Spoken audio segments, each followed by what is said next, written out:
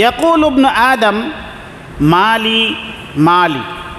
রাসূল করিম সাল্লাল্লাহু আলাইহি ওয়াসাল্লাম বলেন যে বনি আদম বলে মালি মালি, আমার মাল আমার মাল, আমার সম্পদ আমার সম্পদ।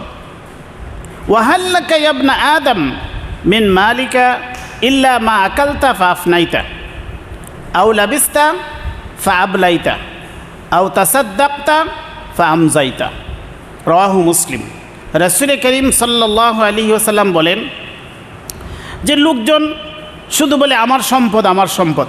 মূলত হে বনি আদম, তোমার সম্পদ তো ততটুকুই, ইল্লা মা আকালতা ফাআফনাইতা, তুমি যা খাইলে, যা বক্ষণ করলাই, যা খাইলাই, খাওয়ার পরে নষ্ট করে দিলাই, ফাআফনাইতা আও লাবিস্তা ফাআবলাইতা, আর যা তুমি পরিধান করলাই, পোশাক আশাক, প্রথমে খাওয়া দাওয়া করলাই, যা কিছু খাইলাই, এটা তুমি মালিক হয়ে গেছো, এটাতে আর কারো কর্তৃত্ব নাই, তুমি খাইয়া শেষ করে দিছো।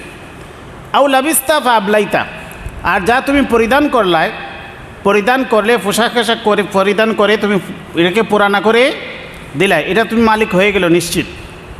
আও তাসাদ্দাকতা ফাআমজাইতা, আর যা কিছু তুমি সদকা করলাই, এটা তুমি মালিক হয়ে গেলাই। বাকি যা কিছু সম্পদ সবগুলোই মৃত্যুর সাথে সাথে অন্যে এটার মালিকানা নিয়ে যাবে।